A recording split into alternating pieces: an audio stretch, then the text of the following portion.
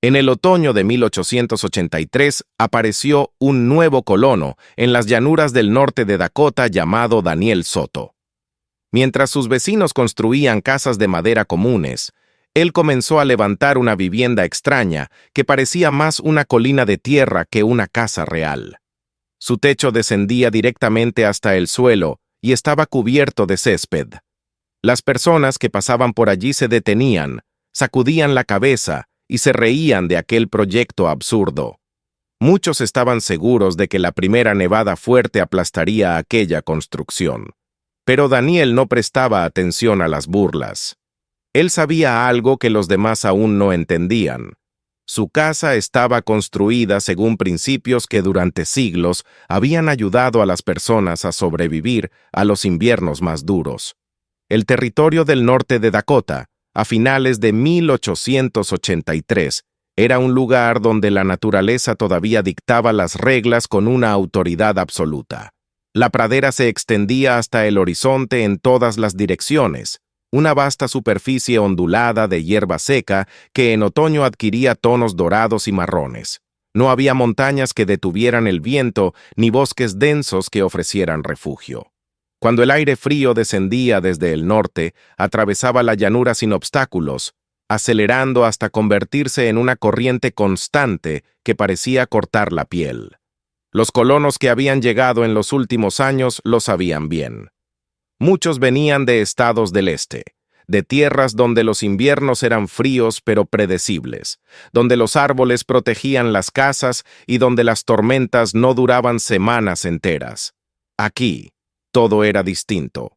En Dakota, el invierno no era simplemente una estación, era una prueba. Los hombres y las mujeres que se establecían en estas tierras sabían que su primer invierno decidiría si podían quedarse o si tendrían que abandonar sus sueños y regresar al este. La supervivencia dependía de muchas cosas, de la cantidad de leña almacenada, de la resistencia del ganado, de la salud de la familia. Pero había un factor que superaba a todos los demás: la casa. Una casa mal construida en Dakota podía convertirse en una trampa mortal. Las paredes delgadas dejaban escapar el calor. Los suelos elevados sobre el terreno se enfriaban rápidamente cuando el viento se colaba por debajo. Los techos altos creaban espacios donde el aire caliente se acumulaba lejos de las personas. Muchos colonos pasaban noches enteras alimentando la estufa sin descanso, viendo cómo el calor desaparecía tan rápido como lo producían. Por esa razón, la mayoría construía sus hogares, siguiendo métodos que conocían desde hacía generaciones. Las cabañas típicas tenían forma rectangular. Las paredes eran altas y sólidas, hechas de troncos o de tablas gruesas. El suelo se levantaba sobre vigas para evitar la humedad del terreno. Los techos eran empinados para que la lluvia y la nieve resbalaran rápidamente. Ese diseño había funcionado durante décadas en lugares como Pensilvania, Ohio o Nueva York. Pero Dakota no era Pensilvania. La pradera abierta tenía su propia lógica climática. El viento constante aumentaba la pérdida de calor. Las temperaturas podían descender de forma repentina, transformando un día frío en una noche peligrosa. Los colonos lo sabían, pero aún así confiaban en las formas de construcción que habían aprendido en sus lugares de origen. Cuando algo funciona durante muchos años, es difícil imaginar que pueda no ser suficiente en otro lugar. Fue en ese contexto cuando apareció un nuevo hombre en la región durante la primavera de 1883. Su nombre era Daniel Soto. Llegó en una carreta modesta, acompañado únicamente por algunas herramientas, provisiones básicas y unos pocos objetos personales cuidadosamente guardados. No era un hombre que llamara la atención a primera vista. Tenía poco más de 30 años, una complexión fuerte moldeada por años de trabajo físico y una forma tranquila de observar el mundo a su alrededor. Su rostro mostraba la paciencia de alguien acostumbrado a tomar decisiones lentamente. Daniel no hablaba mucho durante sus primeros días en el asentamiento. Los vecinos lo saludaban con cortesía, como era costumbre entre colonos que compartían las mismas dificultades. En lugares tan aislados, Cada nueva persona era bienvenida porque significaba más manos para ayudarse mutuamente cuando las tormentas o las enfermedades aparecían. Con el tiempo, los vecinos supieron que Daniel había pasado gran parte de su vida en regiones frías de Europa. Había crecido en una familia de agricultores que conocían bien los inviernos largos. En su infancia había visto casas construidas de maneras que para muchos americanos resultarían extrañas, pero en aquellas tierras, cada técnica había sido perfeccionada durante generaciones por personas que no tenían otra opción que aprender de la naturaleza o perecer ante ella. Cuando Daniel obtuvo su parcela de tierra bajo las leyes de Homestead, eligió un terreno ligeramente inclinado hacia el sur. Un pequeño arroyo corría cerca durante todo el año, proporcionando agua incluso en los meses más secos. Era un lugar razonablemente bueno para comenzar una granja. Los vecinos observaron con interés los primeros pasos del nuevo colono, esperando ver cómo levantaría su casa antes de que llegara el invierno. Al principio todo parecía normal. Daniel inspeccionó el terreno durante varios días, caminando lentamente por su propiedad, midiendo distancias con pasos largos y observando cómo se movía el viento entre las ondulaciones de la pradera. Parecía calcular algo en silencio. Luego, comenzaron las excavaciones. En lugar de preparar una base rectangular para levantar paredes, Daniel empezó a cavar un enorme círculo en la tierra. Día tras día trabajó con pala y pico, retirando tierra y formando una depresión cada vez más amplia. Al cabo de una semana el agujero era tan grande que podía verse desde el camino que cruzaba la pradera. Los colonos que pasaban a caballo se detenían a observar. Algunos creían que estaba construyendo un sótano gigante para almacenar alimentos. Otros pensaban que tal vez planeaba levantar un granero subterráneo. Pero Daniel seguía cavando. El diámetro de la excavación llegó a medir casi 12 metros. Era mucho más grande de lo que cualquier familia necesitaba para un simple sótano. Aquello despertó la curiosidad de todos en los alrededores. Con el paso de los días aparecieron las primeras bromas. Algunos vecinos comentaban que tal vez Daniel estaba preparando un refugio para esconderse del invierno bajo tierra. Otros se preguntaban si planeaba construir una especie de bodega. Incluso hubo quienes sugirieron que el hombre no entendía bien cómo funcionaban las construcciones en la frontera. Daniel escuchaba esas observaciones con calma, pero nunca respondía con largas explicaciones. Continuaba trabajando con la misma paciencia que había mostrado desde el principio. Cuando finalmente terminó de cavar, comenzó la siguiente fase. En el centro del círculo, levantó varios postes de madera maciza que se elevaban casi 4 metros sobre el suelo. Eran fuertes, gruesos y estaban cuidadosamente alineados.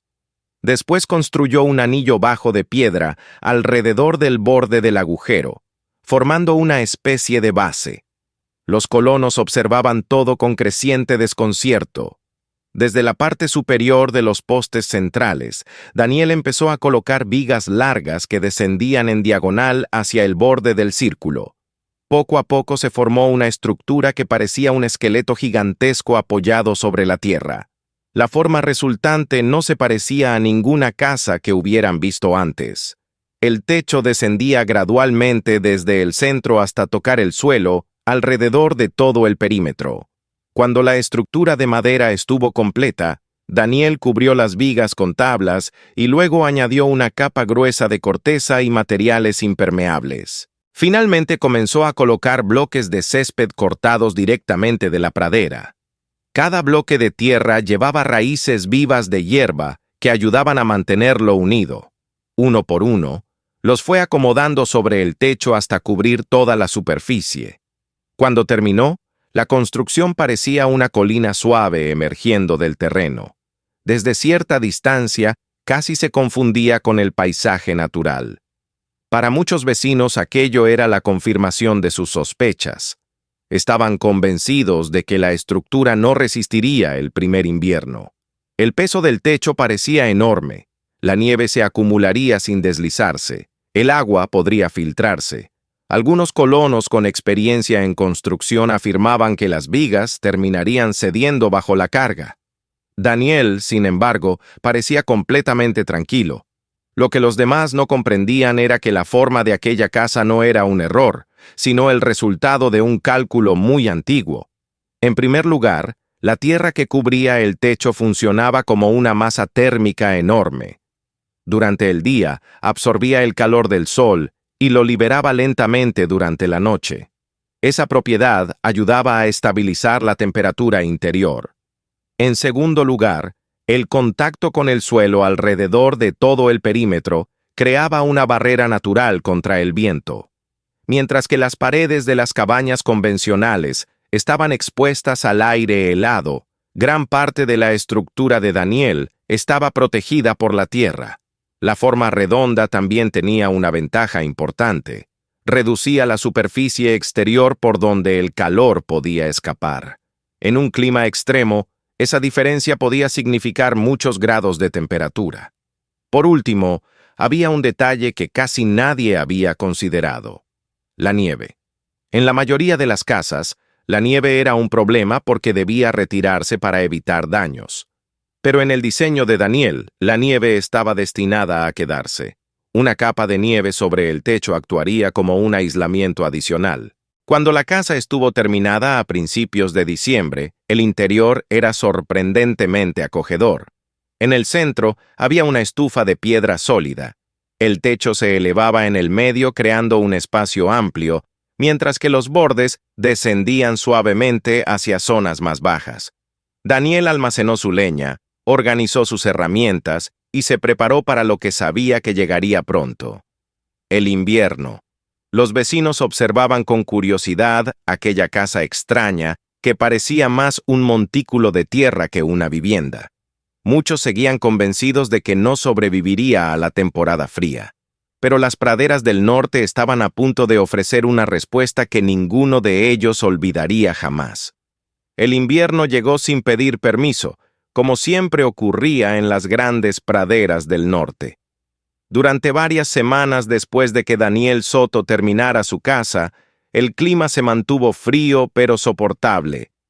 Las primeras nevadas cubrieron el paisaje con una capa blanca uniforme que transformó la pradera en un vasto océano silencioso. Los colonos aprovecharon esos días para terminar sus preparativos. Cortaron más leña, repararon establos y reforzaron las paredes de sus casas con todo lo que pudieron encontrar. Sabían que aquello era solo el comienzo. A principios de enero de 1884, algo cambió en el aire. Los hombres que llevaban años viviendo en la frontera comenzaron a notar señales que no aparecían en los libros, pero que el cuerpo reconocía con facilidad. El viento, que normalmente soplaba con fuerza constante, se volvió extrañamente débil durante varios días. El cielo permanecía gris y pesado, como si la atmósfera entera estuviera esperando algo. Incluso los animales parecían inquietos. Los caballos resoplaban con frecuencia y el ganado se agrupaba cerca de los establos. Los colonos sabían lo que aquello significaba. Una ola de frío estaba descendiendo desde el norte. La temperatura comenzó a caer lentamente al principio, como si la pradera respirara con dificultad. Luego el descenso se volvió abrupto. Una mañana el termómetro marcaba 10 grados bajo cero. Al día siguiente ya estaba cerca de 20 bajo cero. Para el tercer día el viento regresó con una violencia que hizo temblar las paredes de las casas. Era el tipo de frío que hacía que el aire doliera al respirarlo. En las cabañas de madera los colonos reaccionaron de la única forma que conocían. Encendieron las estufas y comenzaron a alimentarlas sin descanso. Cada pocos minutos, alguien añadía un nuevo tronco al fuego. Las llamas rugían dentro de los hornos de hierro, pero aún así, el calor parecía desaparecer en las paredes, como si la casa lo absorbiera sin devolver nada. El problema no era la intensidad del fuego, sino la forma en que las casas perdían calor. El aire frío penetraba por las grietas entre los troncos. El viento que soplaba bajo los suelos elevados enfriaba las tablas desde abajo. El calor se acumulaba cerca del techo alto, mientras el nivel donde dormían las personas permanecía frío. El resultado era una lucha constante contra una fuerza invisible que parecía ganar terreno con cada hora. En la casa de Marcus Rivera, situada a poco más de medio kilómetro de la propiedad de Daniel, la situación se volvió difícil muy rápidamente. Marcus y su esposa habían construido su cabaña siguiendo todos los métodos tradicionales que conocían. Era una estructura sólida de troncos con techo inclinado y una estufa eficiente. Sin embargo, el viento encontraba cada pequeña abertura. Durante la primera noche de la tormenta, Marcus se levantó cada 20 minutos para añadir leña. Aún así, el termómetro dentro de la habitación principal apenas alcanzaba los 12 grados centígrados. En las esquinas de la casa, la temperatura era mucho más baja. Las ventanas comenzaron a cubrirse de hielo por dentro. Para la segunda noche, el frío se había intensificado todavía más. El viento soplaba con ráfagas que parecían golpear las paredes como si alguien intentara derribarlas desde afuera. El aire que entraba por las grietas era tan frío que convertía el suelo en una superficie helada. Otras familias en la región enfrentaban problemas similares. Algunos colonos colocaron mantas gruesas contra las paredes para bloquear el viento. Otros movieron sus camas cerca de la estufa para aprovechar el poco calor disponible. Las noches se convirtieron en largas vigilias junto al fuego.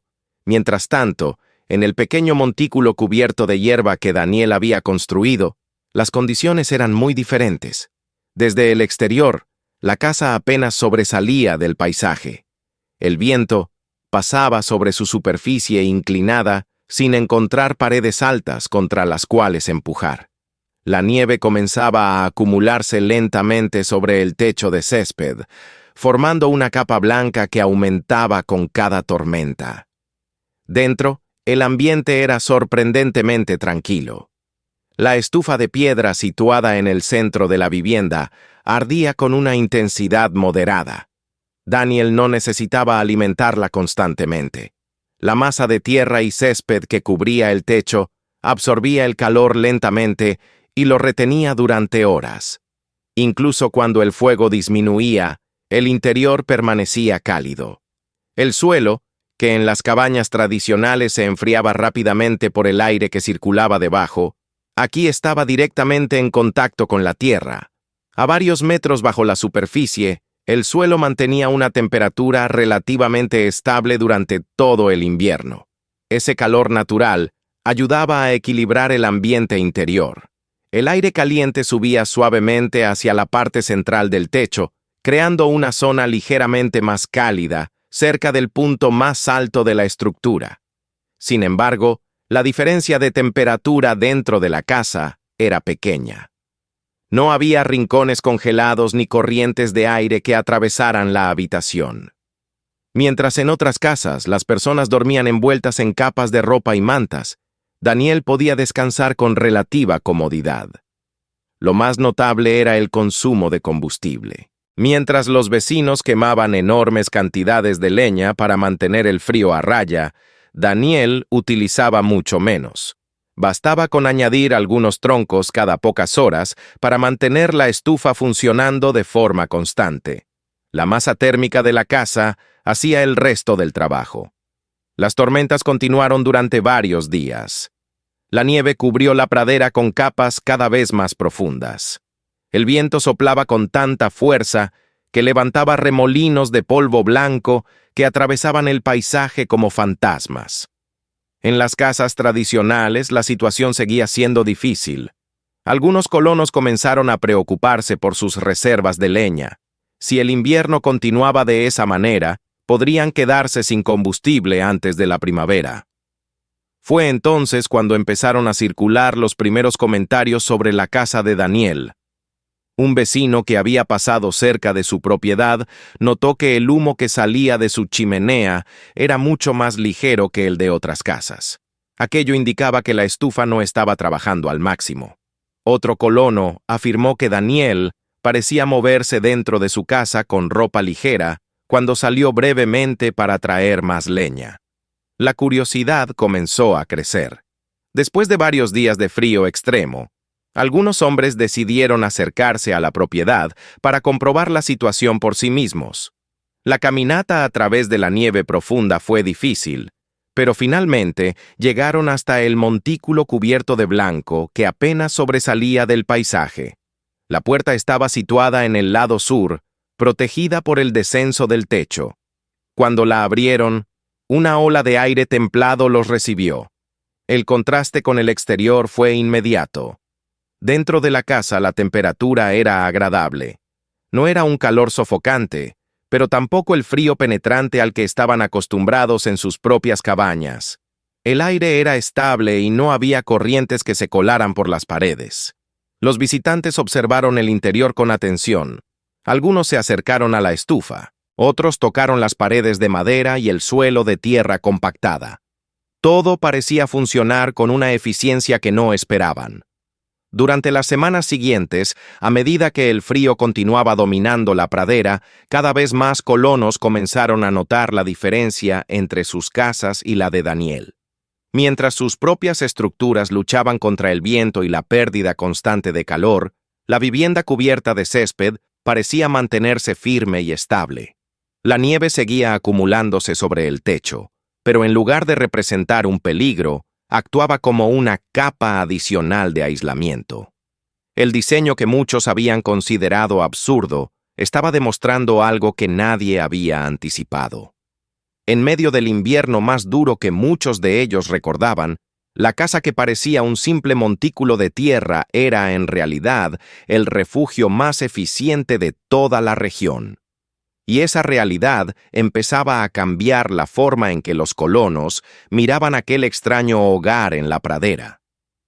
Cuando el invierno comenzó finalmente a perder su fuerza sobre las praderas del norte, nadie en el asentamiento volvió a mirar la casa de Daniel Soto de la misma manera que antes.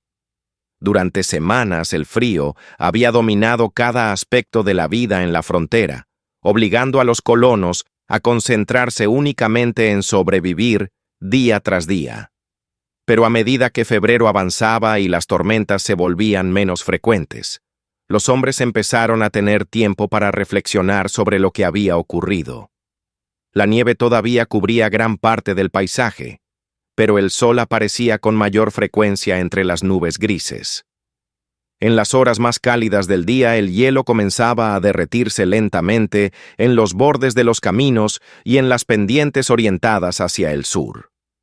Era una señal clara de que el invierno más duro había quedado atrás.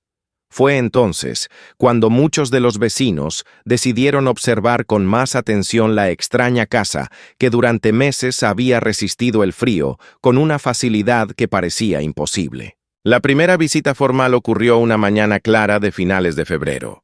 Varios colonos se reunieron cerca del camino principal antes de dirigirse juntos hacia la propiedad de Daniel. Entre ellos había agricultores experimentados y también algunos hombres que habían trabajado durante años construyendo casas y graneros en otros estados. No iban movidos por la curiosidad superficial que había provocado el proyecto en verano. Esta vez querían comprender lo que había sucedido. La tormenta más fuerte del invierno había dejado casi medio metro de nieve sobre el techo de la casa. Sin embargo, la estructura permanecía firme.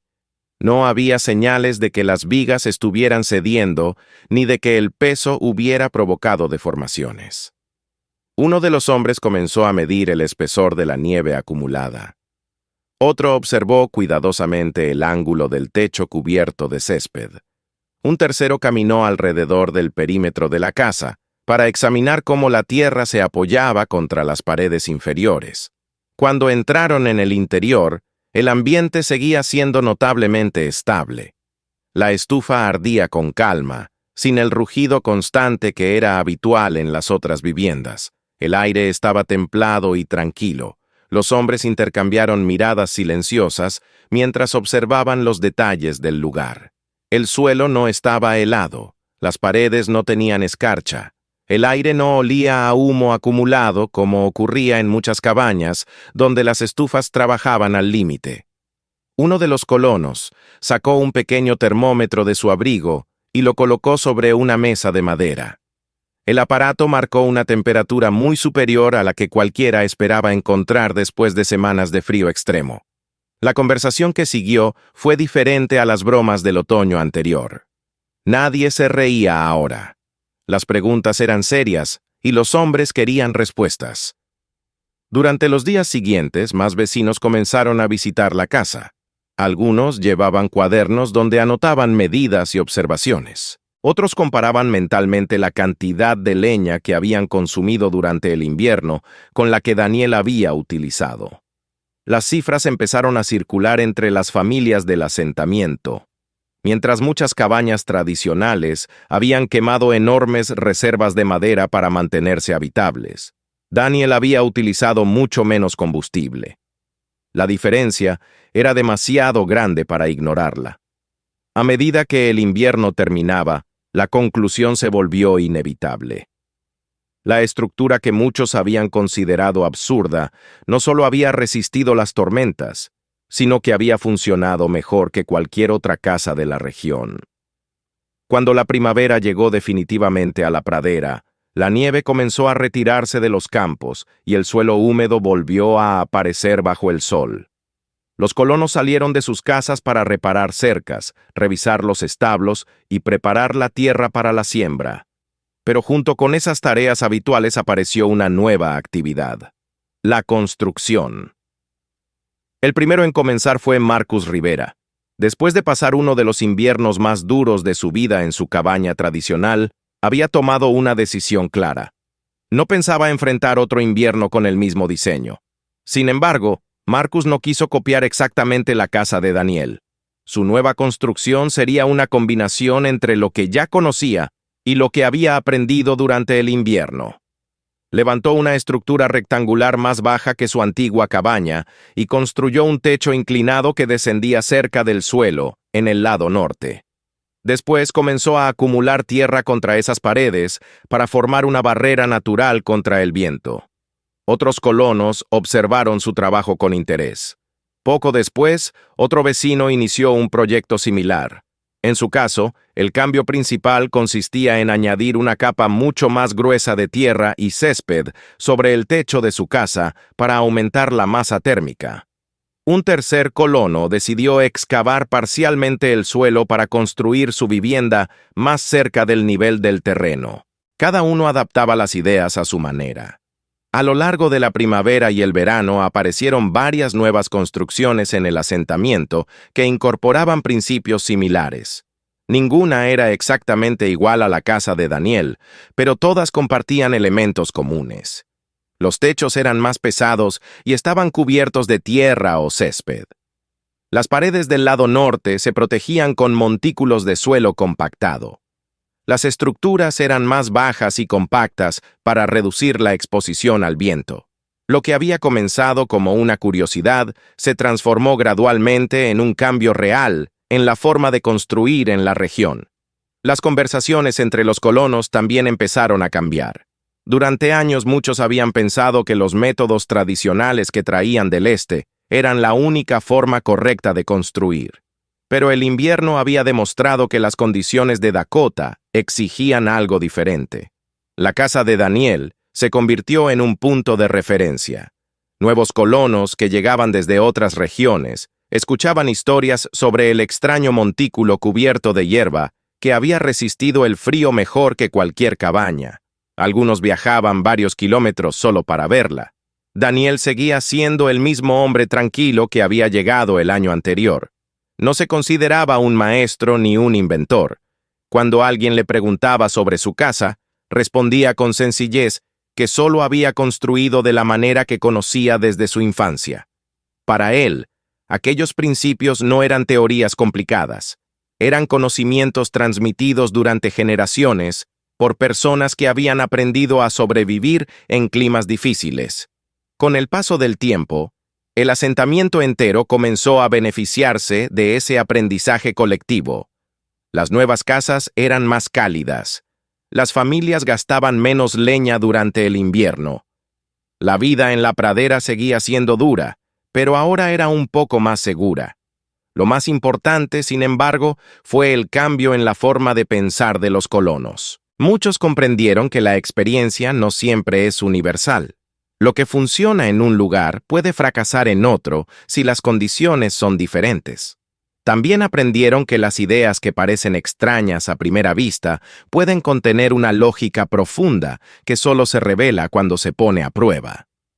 La casa cubierta de césped permaneció en pie durante muchos años después de aquel primer invierno. Con el tiempo dejó de parecer extraña, porque otras construcciones comenzaron a adoptar formas similares. Pero quienes habían vivido aquel invierno de 1884 nunca olvidaron la lección que aprendieron. En medio de la pradera abierta, donde el viento del norte soplaba con una fuerza implacable, un hombre había construido una casa que parecía parte de la tierra misma. Y esa casa había demostrado que a veces la sabiduría más poderosa no proviene de lo nuevo, sino de lo que ha sido probado durante generaciones por personas que aprendieron a escuchar a la naturaleza antes que a sus propias certezas. El montículo de césped de Daniel Soto siguió allí, silencioso bajo el sol y la nieve, recordando a todos los que pasaban por la pradera que la verdadera inteligencia no siempre se anuncia con orgullo. A veces simplemente se construye, se deja enfrentar al invierno y permite que el tiempo revele su verdad. Si te gustó esta historia, asegúrate de apoyar el canal. Suscríbete ahora mismo para no perderte nuevas historias sorprendentes sobre personas que lograron cambiar su destino y descubrir oportunidades increíbles donde otros solo veían dificultades. Dale like a este video. Así ayudas a que más personas puedan descubrir esta historia. Y si realmente te conmovió, compártelo con tus amigos o envíaselo a alguien que quizá ahora necesite un poco de esperanza e inspiración. Y no olvides ver otras historias en el canal. Entre ellas hay muchos relatos increíbles que pueden sorprenderte tanto como este. Tal vez la próxima historia sea aún más inesperada. Gracias por ver el video. Nos vemos en el próximo.